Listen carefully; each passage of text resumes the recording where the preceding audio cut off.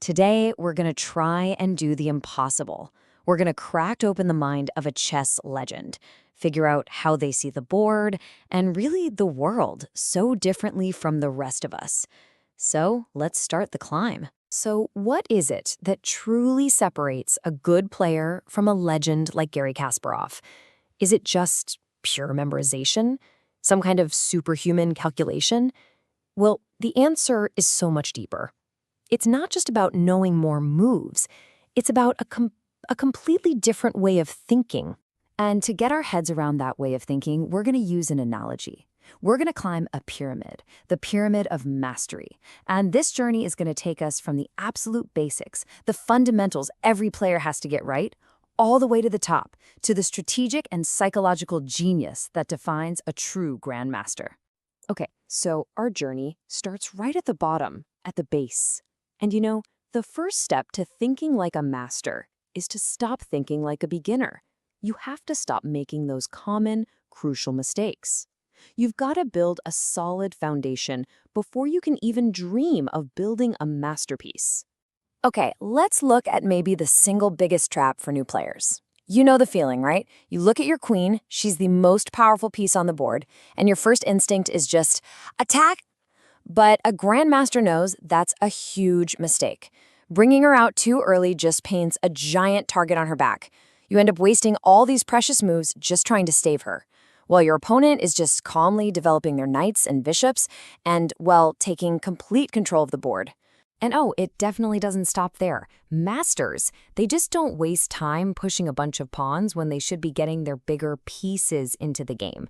They get their king to safety, they castle, they fight tooth and nail for control of those critical central squares. And maybe most importantly, something Kasparov always emphasized, they make sure their pieces are working together in harmony. If you break any of these rules, it's like trying to build a house on sand. It's just going to collapse. All right, so once that foundation is rock solid, then you can start building your arsenal. We're moving up to level 2.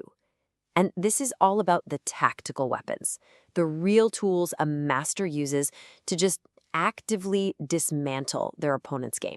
First up, we've got this brilliant, kind of sneaky concept called neutralization.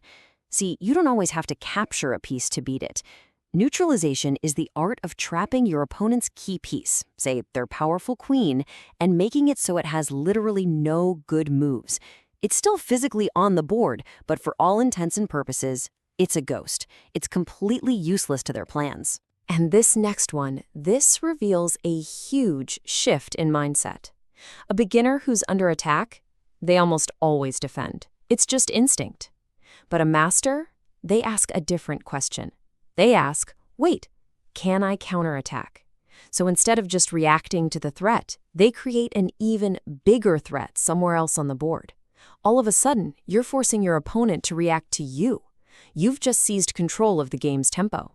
Okay, now we're climbing to a truly elevated level of thinking. This is where we separate the great players from the absolute legends. We're talking about strategic sacrifice. And this isn't some simple one-move tactic. No, this is about giving up valuable material, a powerful piece, for some kind of long-term, often invisible advantage. It's about seeing the future of the game. And you know what? There is no better example of this than a game many people call the greatest chess game ever played. The year is 1999.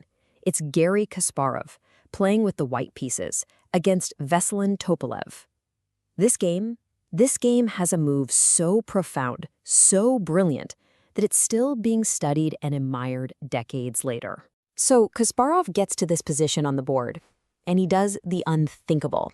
He gives up a rook, one of his most powerful pieces, just gives it away. So why?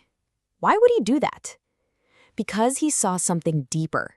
He understood that in return he would gain what's called the initiative. That's the ability to create threat after threat so relentlessly that his opponent would have zero time to breathe. That kind of pressure, well, it was worth way more than any piece. And just look at how it all unfolded. First, you have the setup. Every single one of Kasparov's pieces was perfectly placed like a coiled spring, aimed right at the enemy king. Then, the sacrifice. With the move rook takes d4, he just electrified the entire chess world. And that one move launched this unstoppable king hunt. It forced Topolov's king on this desperate run all the way across the board, until finally the attack was just overwhelming. It was an absolute masterpiece of strategic vision. So, we've made it. We've reached the very top of the pyramid. And up here, you know what? It's not really about the moves on the board anymore.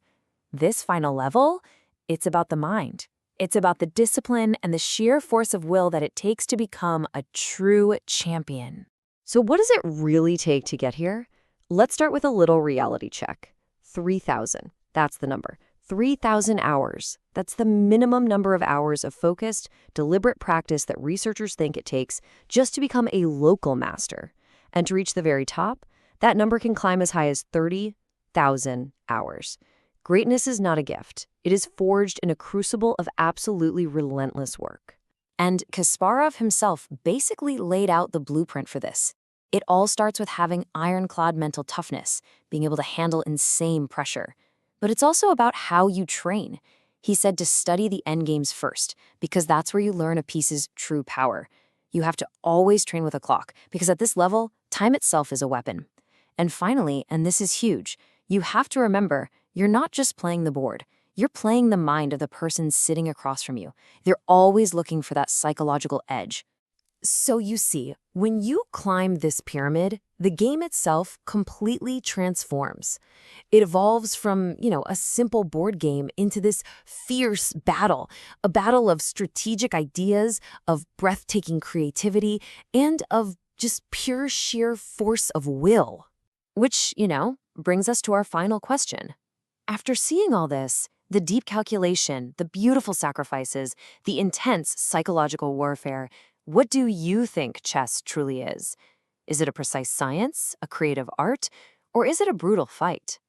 Maybe, just maybe, in the mind of a grandmaster, it's all three at the exact same time.